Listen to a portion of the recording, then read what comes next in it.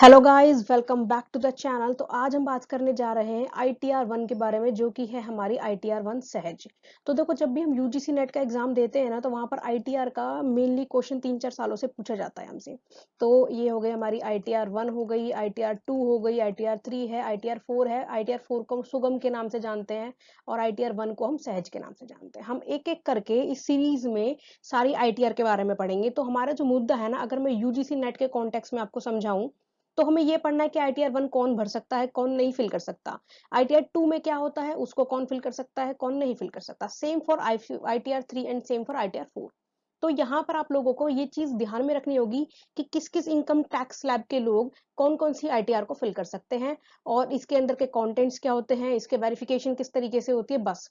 लेकिन स्टिल मैं आपको एग्जाम्पल के लिए मैंने स्लाइड्स भी लगाई हैं, ये बताने के लिए कि किस तरीके से ITR-1 को फिल किया जाता है। तो चैनल को सब्सक्राइब कर दीजिएगा और एंड तक वीडियो जरूर देखिएगा। So let's start.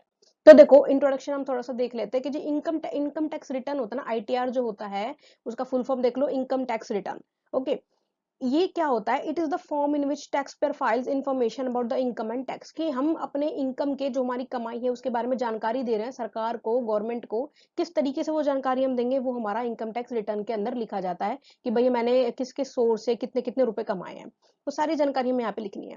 किसको लिखनी है, इनकम टैक्स डिपार्टमेंट को लिखनी है। और कैसे लिखनी है, एनुअल बेसिस पे लिखनी है। एनुअल बोले तो ईयरली बेसिस पे लिखनी है। ओके, सालाना देनी होती है। और ये जो ITR-1 होती है ना, ये हमारे रेजिडेंट इंडिविजुअल के लिए ही यूज की जाती है। अब देखो, यहाँ पर दो चीज मेन है।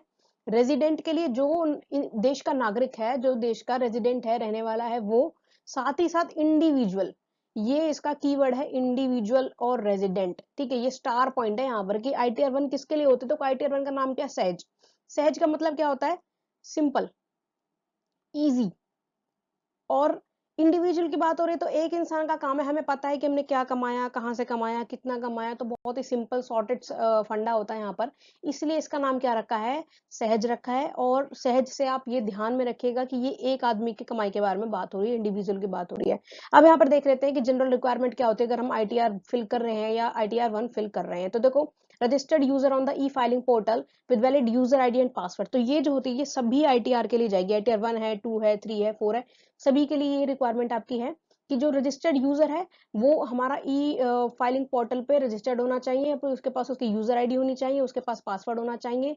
साथ ही साथ उसका जो पैन होता है, जो पैन कार्ड होता है, वो होना चाहिए, और एक्टिव पैन कार्ड होना चाहिए। ठीक है, परमानेंट अकाउंट नंबर बोलते हैं पैन का, आप फुल फॉर्म ध्यान रखना, परमानेंट अकाउंट नंबर।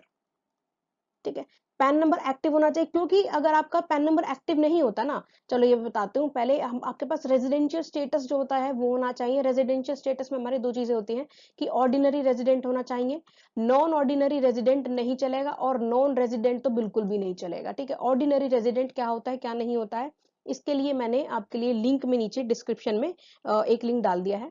ठीक है, आप उस वीडियो को देख लीजिएगा अगर आपको ये नहीं पता कि रेजिडेंट कौन होता है, नॉन रेजिडेंट कौन होता है, और नॉट ऑर्डिनरी रेजिडेंट कौन होता है। साथ ही साथ एक बहुत ही इंपॉर्टेंट रिक्वायरमेंट कि पैन और आधार आपस में एक दूसरे से लिंक होने चाहिए। ये स्पेशल रिकमेंडेशन है। क्यों, क्योंकि अगर आपका पैन लिंक नहीं है ना, तो उसको क्या मान लिया जाता है, इनऑपरेटिव मान लिया जाता है। इनऑपरेटिव कैसे मान लिया जाता है, देखो, फॉर एग्जांपल आप लोगों ने जनरल सी बात सुनी होगी कि अगर हमने काफी टाइम तक अपना कोई बैंक का अकाउंट नंबर जो होता है ना, बैंक का अकाउंट जो होता है, उसको यूज नहीं किया होता ना, तो वो अकाउंट डोरमेट हो जाता है, फ्रीज हो जाता है, बंद हो जाता है।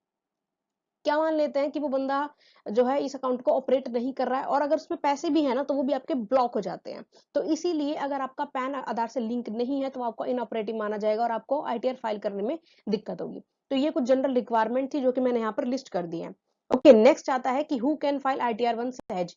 Star point, most important point, अगर आप यूजीसी नेट कॉमर्स के लिए ये वीडियो देख रहे हैं तो यूजीसी नेट में इसका क्वेश्चन बहुत बार आता है, हर बार आता है। मैं पिछले 2-3 सालों से तो पैटर्न कंटिन्यूसली चेक कर रही हूँ।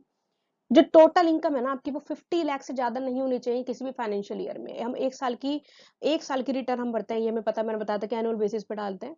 50 लाख से ज्यादा लिमिट नहीं होनी चाहिए, इनकम नहीं होनी चाहिए। फिर इनकम जो होती है वो सैलरी से हो सकती है। आप अगर एम्प्लॉय हैं तो आप ये ITR-1 सहज भर सकते हैं।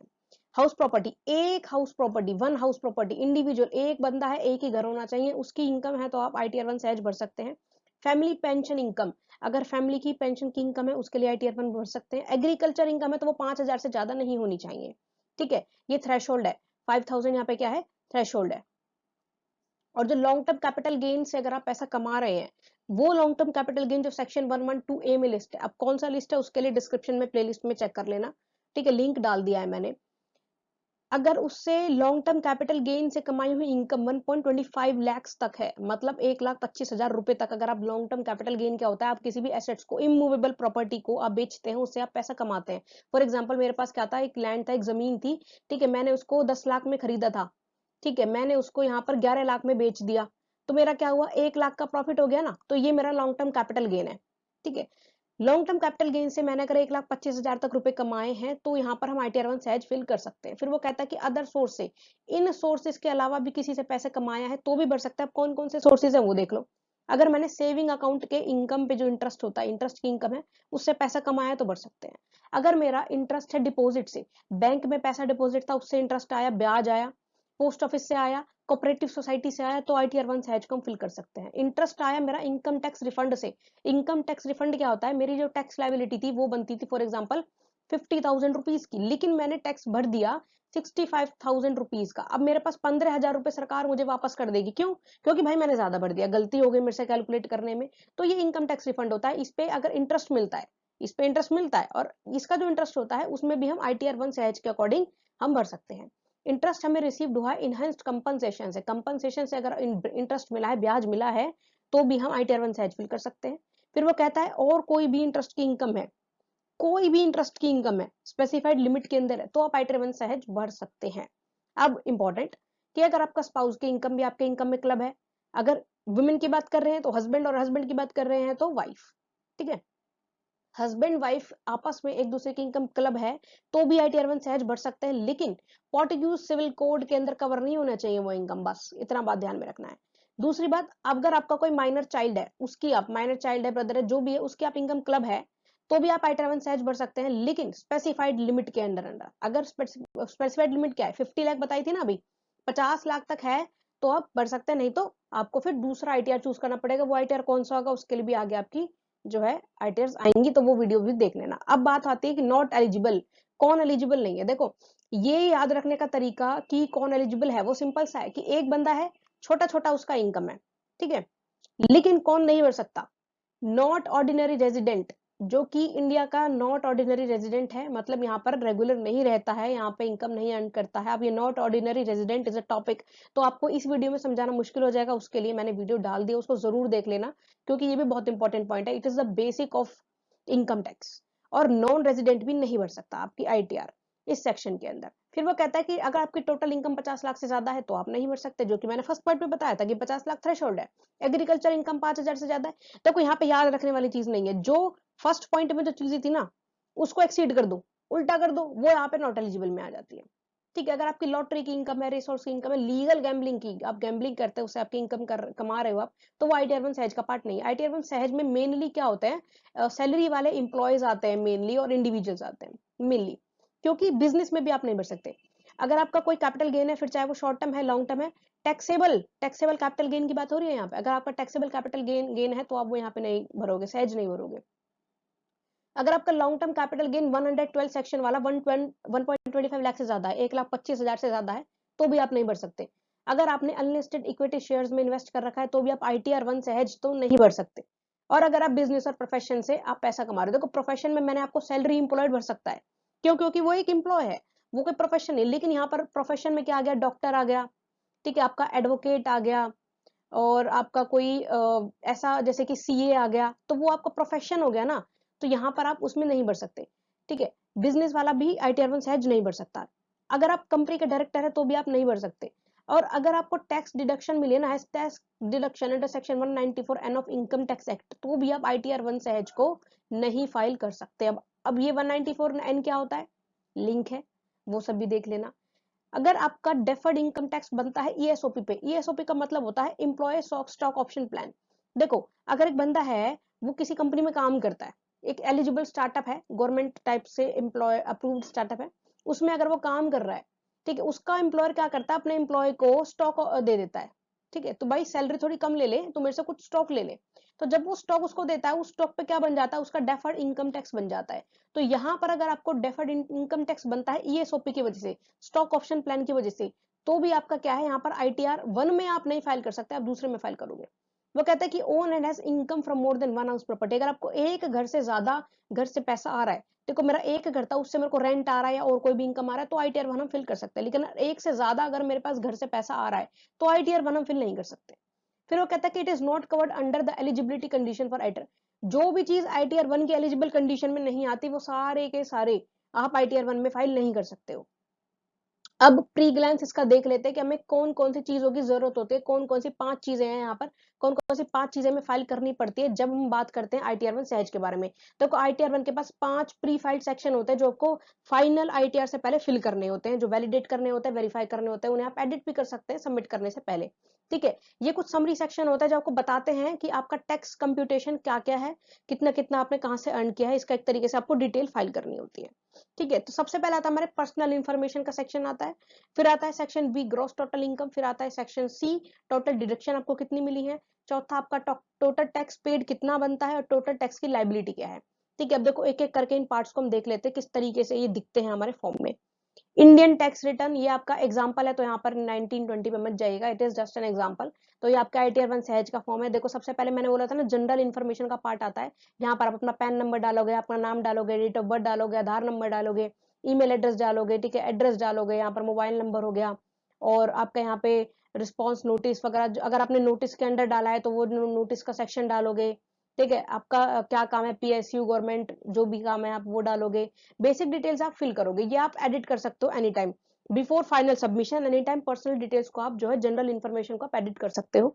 फिर हमारा पार्ट बी आता है, पार्ट बी मैंने क्या बताया था आपको, इनकम फ्रॉम हाउस प्रॉपर्टी। एक घर से पैसा कमा रहे हो तो उस एरिया का pin code, country, state, town, city, address of property one, property one. ठीक है, प्रॉपर्टी को ओन तो नहीं है, को ओन मतलब उसके दो मालिक तो नहीं है कि आधा कोई और है आधा आप हो, तो आप आधे के लिए भर रहे हो। पैन, आधार नंबर, कितना परसेंटेज शेयर है आपका प्रॉपर्टी में, इनमें से कोई चीज, let out, self occupied, deemed let out. ठीक है, लेट आउट मतलब किराए पे, डीम्ड लेट आउट मतलब किराए पे उठने वाला है, सेल्फ ऑक्यूपाइड मतलब आप उसमें खुद रहते हो। ठीक है, कितने टेनेंट्स हैं, ये सारी डिटेल्स आपको फाइल करनी होती है। ओके, कि टोटल अमाउंट ऑफ रेंट, जो अमाउंट आपका रेंट का रियलाइज नहीं हो पाया है, कितना लोकल अथॉरिटीज को आपने टैक्स दिया है और टोटल कितना बनता है, एनुअल वैल्यू क्या है, ये सब आपको डिटेल देनी होती है।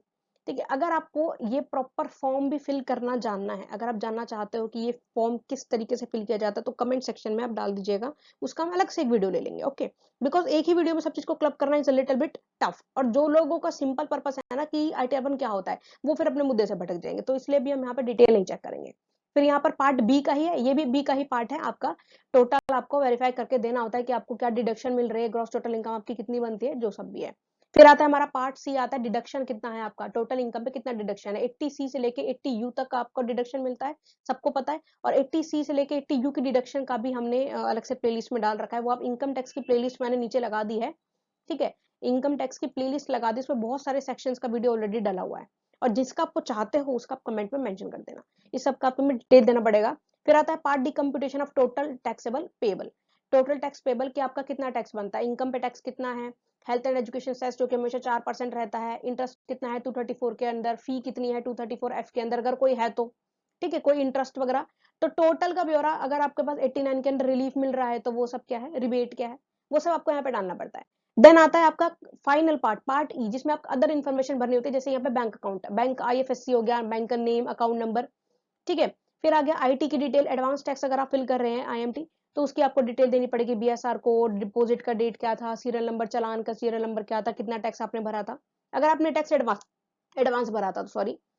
फिर आता है कि अगर आप टीडीएस पे कर रहे हो, आपने टीडीएस पे किया है क्योंकि सैलरी है, अब सैलरी वाले एम्प्लॉय का तो टीडीएस कटता है, तो टीडीएस कटता है तो वो एम्प्लॉय का एम्प्लॉयर काटता है, उसकी आपको डिटेल देनी पड़ेगी, टैन नंबर क्या था, tan of the deductor collector, ठीक है, डिडक्टर का नाम क्या था, ग्रॉस पेमेंट कितनी थी, ठीक है, ईयर ऑफ डिडक्शन कलेक्शन क्या था, टैक्स डिडक्टेड या कलेक्टेड क्या था, वो सब आपको पूरी डिटेल यहाँ पर देनी पड़ती है। लास्ट में आता है, ये भी पार्ट ई का ही पार्ट है आपका, पार्ट ई का हिस्सा है, लास्ट में वेरिफिकेशन आता है यहाँ पर। ठीक है, यहाँ पर आपको फाइनल क्या होता है, सिग्नेचर करके डाल देना होता है।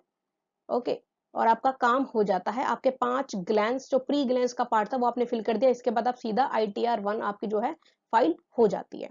Okay, so thank you so much guys, don't forget to like, share and subscribe, subscribe कर भी ना मत जाना, और जो भी आपकी फ्यूचर प्रेफरेंस होती है कि आपको कोई पर्टिकुलर टॉपिक अगर आपको पढ़ना है तो आप उसको कमेंट में मेंशन कर दो। ठीक है, आपका कोई फीडबैक है उसका कमेंट में मेंशन कर दो। और एक इंपॉर्टेंट चीज कि एक एमसीक्यू सीरीज हम लेंगे किसमें से? सभी आईटीआर में से। ऑल आईटीआर में जिसमें जितने भी क्वेश्चन पहले आ चुके पीवाईक्यू में, यूजीसी नेट में आ चुके या फिर किसी भी एग्जाम में आ चुके, उन सभी का हम एक एमसीक्यू लेंगे, लेकिन 5 6 आईटीआर जितनी भी है उन सबको करने के बाद, ठीक है। और अगर आपको कॉमर्स के किसी भी सब्जेक्ट में पर्सनलाइज क्लासेस चाहिए जो कि आपके लिए क्यूरेट की जाएंगे, आपके एक्सपीरियंस के हिसाब से, आपके लेवल के हिसाब से बनाई जाएंगी, तो उसके लिए भी आप डिटेल के लिए आप कमेंट में सेक्शन में मेंशन कर सकते हैं। Thank you.